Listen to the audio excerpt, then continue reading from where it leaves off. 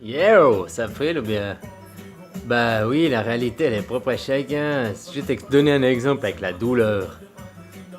La douleur elle existe que dans ta tête. Regarde un enfant, tu regardes un enfant qui est bébé là, puis il apprend, il commence à marcher, puis il se casse la gueule et tout. Il a pas mal. Il fait boum, mais il a pas mal. Enfin, il se demande qu'est-ce qui s'est passé, il analyse, oh j'ai rien, oh, puis il continue à s'amuser. Mais c'est les parents qui viennent et qui font oh mon petit, oh mais t'as mal, bébé. Et de ça, tu crées après les choses déjà dans la tête de ton enfant. En lui disant oh, puis lui après il se dit oh mais j'ai mal, donc après si je pleure, oh, on me cajole, on me donne des bonbons. Et après tu enclenches tout un mécanisme, un processus que tu crées.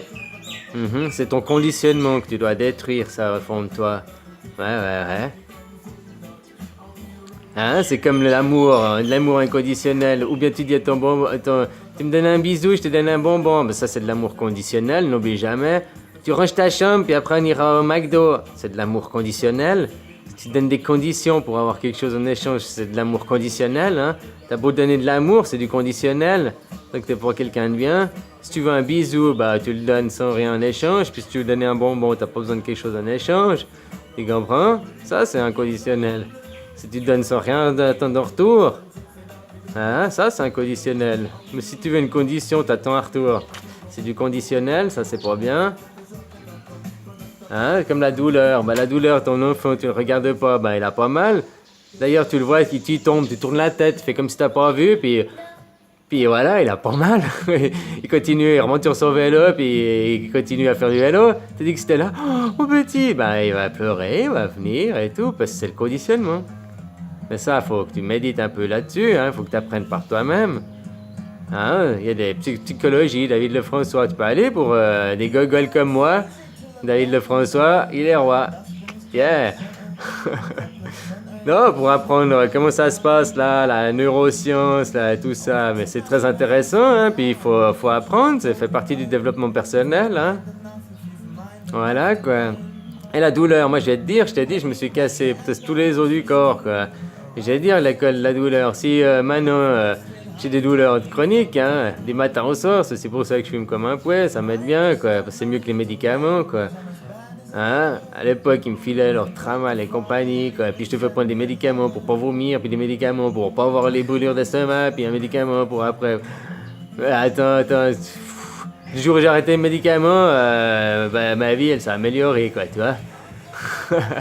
Puis oh, ben, j'ai appris des trucs, j'en allant à l'école de la douleur, là. Puis c'est là que j'ai appris que la douleur, elle est que là, quoi. Tu sais, avant, mon échelle de la douleur, comme ils disent, c'était de 0 à 10, mais maintenant... Mon 10 d'avant, c'est devenu mon 5 de maintenant, quoi. Je sais pas si tu vois ce que je veux dire. C'est propre à chacun. Ta douleur, elle est... Hein? Je dis pas, tu te coupes, t'as mal. Mais après, reste pas emprisonné dans ta douleur. T'as mal à un coup.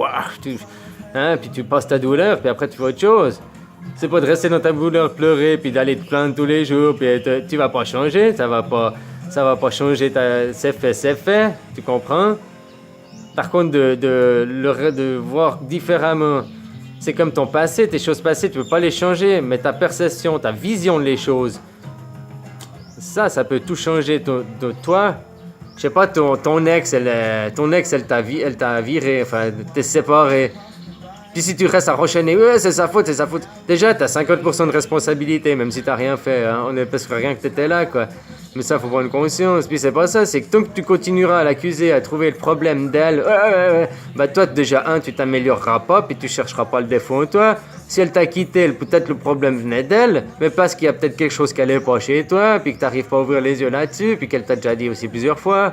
Enfin, tu vois, il y a un tout, hein. C'est jamais tout blanc ou tout gris ou tout rose ou... Tu comprends? C'est pas blanc ou noir, c'est le gris, la vie. Le milieu. Voilà, quoi. Et la douleur, bah, elle est propre à chacun, c'est ça, la perception de la réalité. Et ça, tout ça, que tu comprendras que tout ça n'existe pas, bah, t'auras fait un énorme progrès. Je t'aime et je te remercie.